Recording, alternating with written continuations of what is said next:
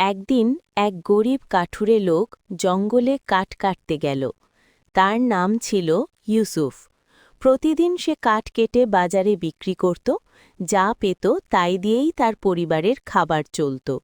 কোনো সঞ্চয় ছিল না, কিন্তু তার মনে ছিল অটল বিশ্বাস, আল্লাহ রিজিকের মালিক।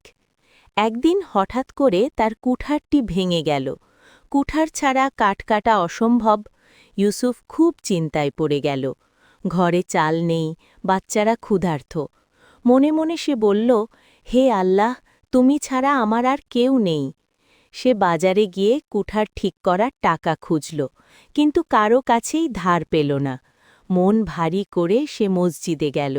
2 রাকাত নামাজ পড়ে আল্লাহর কাছে কান্নাকাটি করে দোয়া করল। নামাজ শেষে সে দেখল এক বৃদ্ধ লোক মসজিদের পাশে বসে আছেন। বৃদ্ধ তাকে ডেকে বললেন, বাবা, তুমি খুব চিন্তিত মনে হচ্ছে, কি হয়েছে? ইউসুফ সব কথা খুলে বলল। বৃদ্ধ মুচকি হেসে বললেন, এই নাও, এটা দিয়ে কুঠার ঠিক করো। বলেই তিনি কিছু টাকা দিলেন।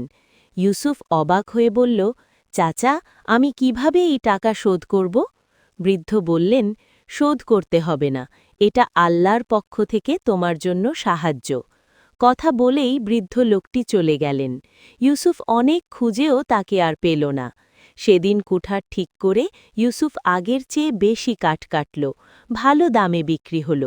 ঘরে ফিরে সে পরিবারকে ভালোভাবে খাওয়াল। চোখ ভিজে উঠল তার।